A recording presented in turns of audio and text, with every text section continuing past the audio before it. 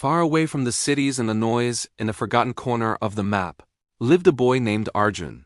A boy with empty pockets, but a heart full of impossible dreams.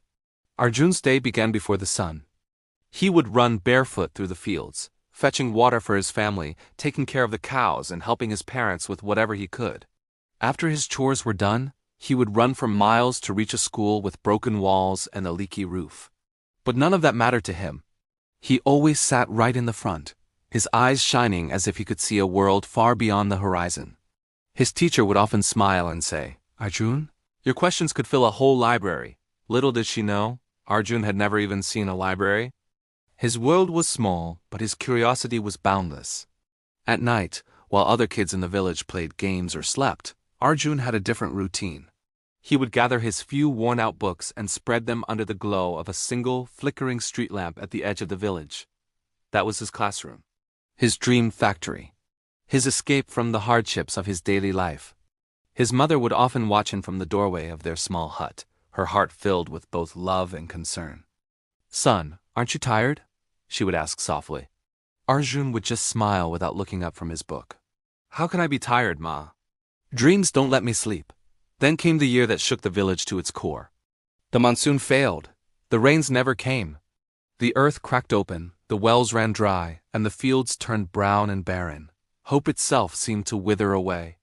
In the quiet darkness of their home, Arjun overheard his parents whispering, "Maybe he shouldn't go to school anymore," his father said, his voice heavy with defeat. Hearing those words felt heavier to Arjun than the sky that refused to rain. The next morning he made a decision far bigger than his age. Arjun started working. He did anything and everything he could to support his family and his education. He carried heavy sacks of grain at the local market, fixed bicycles for a few extra coins, and even started teaching the younger children in the village what he had learned. There were days he ate only one meal. There were nights he studied with a stomach aching from hunger. But he never, ever missed a single page of his books. Pain became his teacher, hardship became his classroom. And his dreams were his only friends, his constant companions in the dark.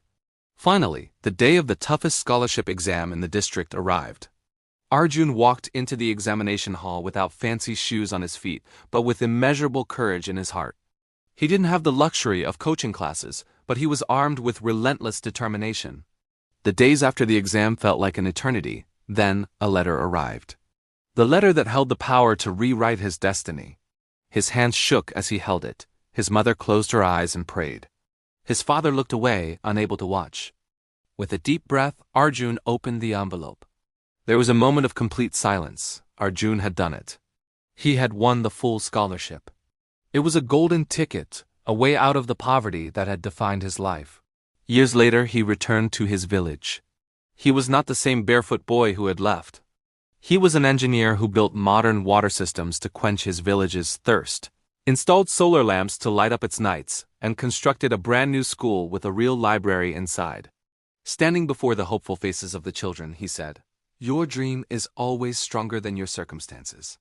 If I could change my destiny, oh, can you?" Thanks for watching. Like, share, and subscribe.